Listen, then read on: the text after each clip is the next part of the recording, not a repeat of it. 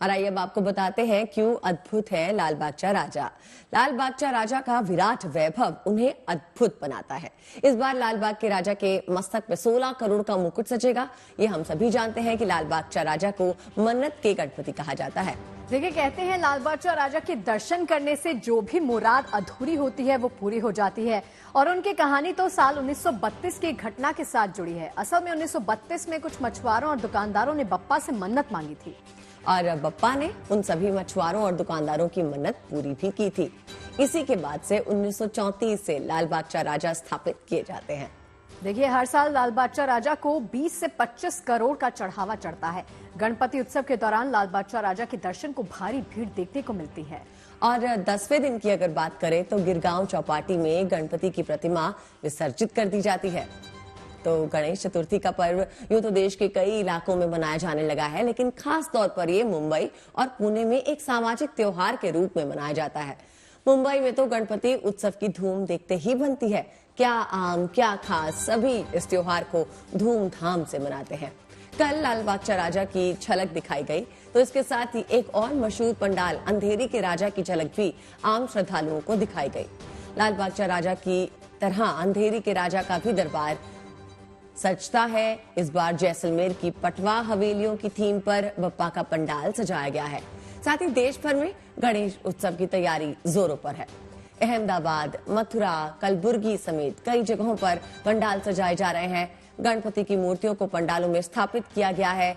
कई जगह गणपति की प्रतिमा को अंतिम रूप दिया जा रहा है और इस बार इको फ्रेंडली मूर्तियों पर जोर दिया जा रहा है और इन मूर्तियों की डिमांड भी खूब है।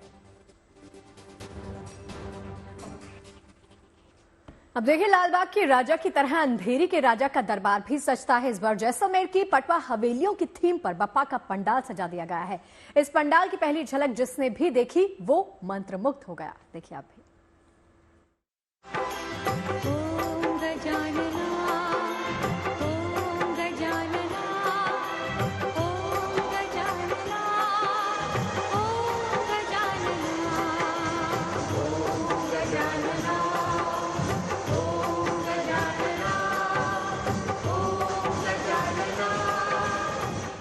पूरे 1 साल के इंतजार के बाद एक बार फिर से पधार रहे हैं बाप्पा।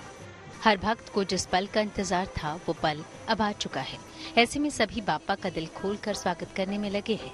ये तस्वीरें मुंबई में अंधेरी के राजा की हैं, जहां जाने माने पंडाल में से एक अंधेरी के राजा की पहली झलक लोगों के सामने आई है। इस समय मैं मौजूद हूं मुंबई के अंधेरी के राजा में और तस्वीरों के माध्यम से आपको दिखाते हैं कि किस तरीके से राजस्थान के जैसलमेर की हवेली का पूरा रूप दिया गया है। आपको बताया कि मुंबई के टॉप 10 गणेश उत्सव मंडलों में से ये भी एक मंडल है। अमीर मंडलों में इसकी गिनती होती है। बॉलीवुड के तमाम सेलिब्रिटी भी आते रहते हैं और अब बप्पा का भी दर्शन आप कर सकते हैं। अंधेरी के राजा का दर्शन इस समय आप कर रहे हैं। भले ही आज 5 तारीख है, लेकिन मुख्य दर्शन के लिए गणेश जी को सजा धजा कर लोगों के बीच इस तरह से रखा गया है।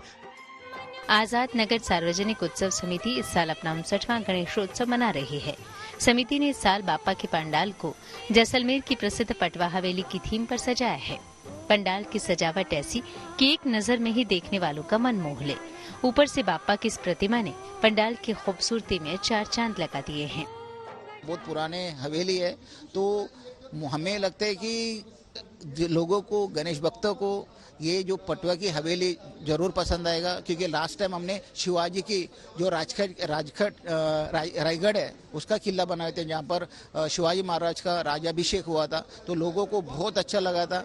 तो हम जो भारत का अलग अलग कोने का जो संस्कृति है उसको यहाँ पर गणेशोत्सव में एक पूरा डाकिया का रूप से लोगों का सामने लाते हैं, तो लोगों को जरूर पसंद आएगा। तो अंधेरी का राजा का दर्शन का साथ एक बार एक जबरदस्त राजस्थान का कलाकृति यहाँ पर सामने आ जाएगा। भव्य पंडाल 110 फीट में फैला हुआ है, जहाँ 9 फीट ऊंची श्री अंधेरी का राजा की मूर्ति स्थापित की गई है। पंडाल में बाप्पा का दर्शन करने के लिए रोजाना लाखों श्रद्धालु यहाँ पहुँचेंगे और बाप्पा का आशीर्वाद लेंगे। ऐसे में उनकी सुरक्षा के लिए 40 से अधिक CCTV कैमरा लगाए गए हैं। Dharmendra Dubey, Mumbai, good news today.